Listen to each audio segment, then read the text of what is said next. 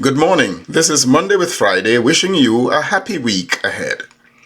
Our last 2 episodes took us through 5 pointers for improving our ability to think properly. Think correctly, creatively, consequentially, consistently, and critically. I offer today these final 2. Number 6, think communally. The increasing disappearance of this kind of thinking is particularly dangerous and, if left unchecked, shall continue its slow but steady motion toward exterminating societies and humanity. The old saying is that we either fight together for the same thing, that is, or die alone. We need to learn again to desire the common good instead of selfishly pursuing our own rights and wants. There's a kind of politics that makes a few privileged us and a whole lot of unworthy them, and a kind of bogus religion that does exactly the same. Now, if every man with power behaved like war criminal and wanted man Vladimir Putin does, soon it's just a matter of time that that kind of Putin shall face defeat by some despot who possesses more power that he has made evil than that kind of Putin does.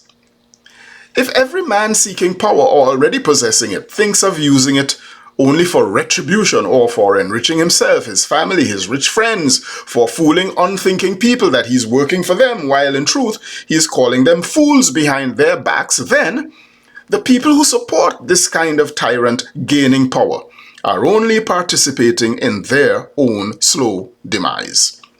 Thinking that pits one race against another will soon destroy humanity. There's a thinking that subverts the truth today about faulty community in the past, wherein one privileged and exclusive portion of that community sought to denigrate, dominate, or even exterminate a whole race or two of people considered less human in that community. That kind of thinking avoids the honesty that requires taking responsibility today, not taken in the past, to engage with others to build community more justly in the present that embraces the dignity of all, acknowledging that their lives matter also. Thinking that avoids honesty, justice, and community, bans books, burns books, obfuscates matters about race, and displays a false fragility when difficult matters about race are broached. That kind of thinking suggests that children can't handle truth conveyed in history, that they're unable to distinguish between the past and the present. Or just maybe, such thinkers are worried that some kids might see in some of their own parents, leaders, and societies in the present some of the same vestiges of supremacy and exclusivism that ruled societies in the past.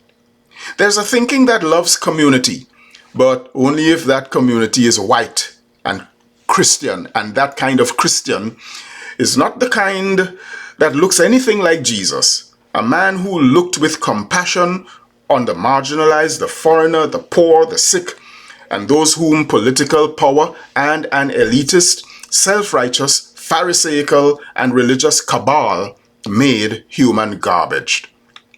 That Jesus was murdered for condemning the systems that kept such people sick, poor, marginalized, and disadvantaged, as he continued the tradition of the prophets before him, who sought justice to roll down like rivers for all people, thereby building true community.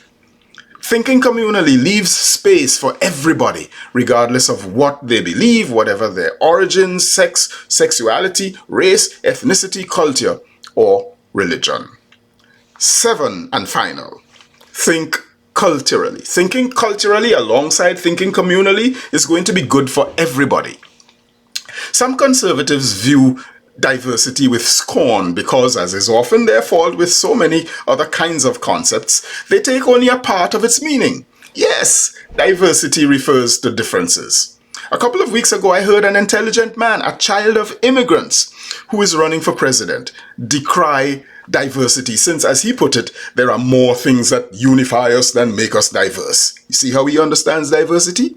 Well, when you think of diversity only as differences, period, That is the kind of sleight of hand nonsense that intelligent people come up with to mislead the unintelligent who love culture wars and are disinterested in rigorous, intelligent thought. But diversity goes way past observing differences to affirming that our unity shall be enriched only as we welcome and celebrate our diversities, and that national strength shall be found only as we affirm everyone who is the other as much as we affirm our own selves and recognize that their lives matter too as much as ours does. Cultural thinking leads to cultural intelligence, and the lack of cultural intelligence produces bigotry, supremacy, divisiveness, strife, wars, and in the long run, poverty and the dissolution of societies, democracies, and civilization. And it frequently leads to genocide.